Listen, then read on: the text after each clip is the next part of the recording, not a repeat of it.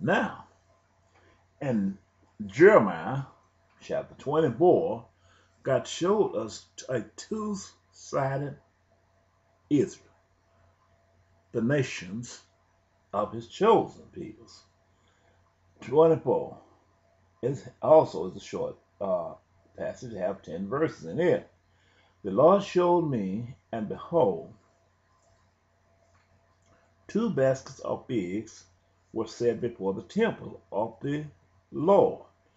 After that, Nebuchadnezzar, king of Babylon, had carried away, excuse me, captive Josiah, the son of Joachim, king of Judea, and the princes of Judea, with the carpenters and the smiths from Jerusalem, and had brought them to Babylon.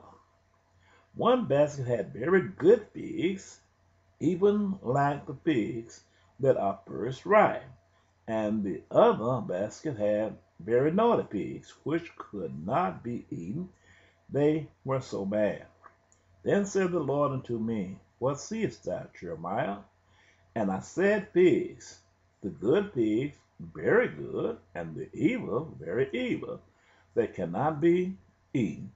They are so evil. Again the word of the Lord came unto me, saying,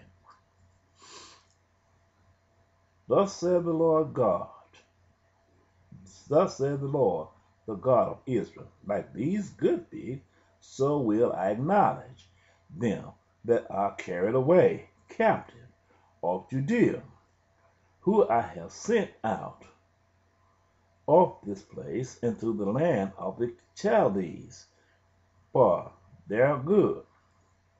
But I will send my eyes upon them for good, and I will bring them again to this land, and I will build them and not pull them down, and I will plant them and not pluck them up, and I will give them an heart to know me that I am the Lord, and they shall be my peoples, and I will be their God, for they shall return unto me with their whole heart.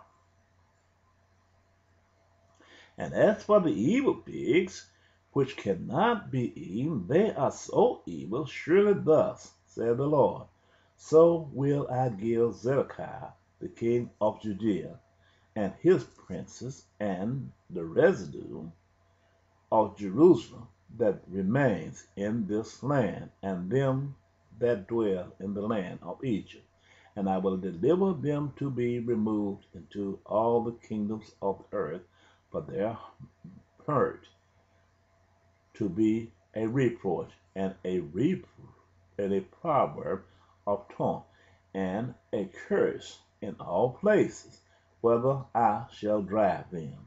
And I will send the sword, the famines, and the pestilence among them till they be consumed from all the land that I gave unto them and to their fathers. Okay, I want you to keep the focus point there. Genesis chapter 12, God promised Abraham, I will bless them that bless you, and I will curse them that curse you. This was to the man, Abraham. But there's one curse that nobody even considered. Nobody even considered. This is why the United States and the rest of the world is in trouble today. And that curse comes in Exodus chapter 3. Listen to this. Exodus chapter 3. Listen to this curse here. Verse 1.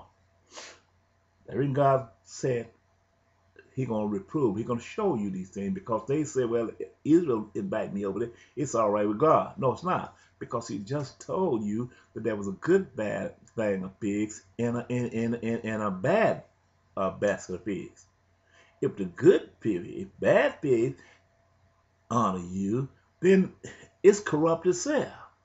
If there's no blessing with something that's already cursed itself, that's the reason God gave you the two formulas of 2 baskets of pigs. But read this here, where the curse comes in at chapter 3, Exodus. Now Moses kept the flock of Jethro, his father-in-law, the priest of Midian, and he led the flock to the backside of the desert, and came to the mountain of God, even to Horeb. Horeb. This is where God gave Moses law. And the angels of the Lord appeared unto him in a flame of fire out of the midst of a bush. And he looked, and behold, the bush burned with fire, and the bush was not consumed. And Moses said, I will now turn aside and see this great sight, why the bush is not burnt. And when the Lord saw that he turned aside to see, God called unto him out of the midst of the bush, and said, Moses, Moses. And he said, Here I am. And he said, Draw not nigh, hide. Put off thy shoes from off thy feet, for the place wherein thou standest is holy ground. It doesn't matter who invited the United States in. It doesn't matter how many times they sign a law of democracy for them to take on law. Anytime you place your feet on the Middle East, where God himself made Jesus the sacrifice is, you are cursing yourself regardless of what baskets of pigs invited you in, because you're standing on holy ground. The Son of Man is standing on holy ground, and this is a decree from God. This is why he sent me here, because the priest is not going to tell you that. However, he said, I am the God of thy father, the God of Abraham, God of Isaac, and the God of Jacob. And Moses his face, and Jacob. And Moses hid his face, for he was afraid to look upon God. He was afraid. He honored God. He said he feared him. He told you in Malachi 3, chapter 2, that he was afraid of him. Moses walked with him, and he was afraid of him in Malachi. Now, why did I say that?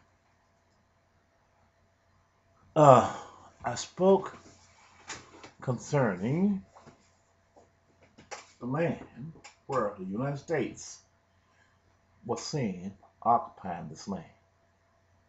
It didn't matter what kind of forgery. They said that they want us, and we are going over here as liberators. They all voted for this law of democracy, but they didn't know that the Confederates cannot give that which is not theirs, because they is not the heirs of this land. They lost their ownership when they went Confederate. So they're standing on holy ground. When the United States of America went, and all the United Nations went and got into this tree, what God forbid, that it's the tree that fed all the peoples of the world, is sitting on holy ground.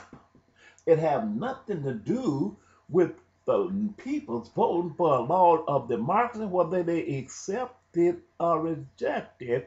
When the United States placed them peace by them not being circumcised, they're standing on holy ground. And circumcision, that means that you have to be ordained unto the covenant of God. And the only way that you could be a part of that covenant of God, you got to have Abraham, got to be your father. He said they surnamed themselves the sons of Abraham, Israel. But if you're not, don't have those criteria, then you're standing on holy ground. It tells you in Malachi chapter 3, they didn't supposed to marry other peoples out of other races. He's uncircumcised because you're not of this land, and therefore it doesn't matter how many nations you throw down and forced to take on the Lord in democracy, you're standing on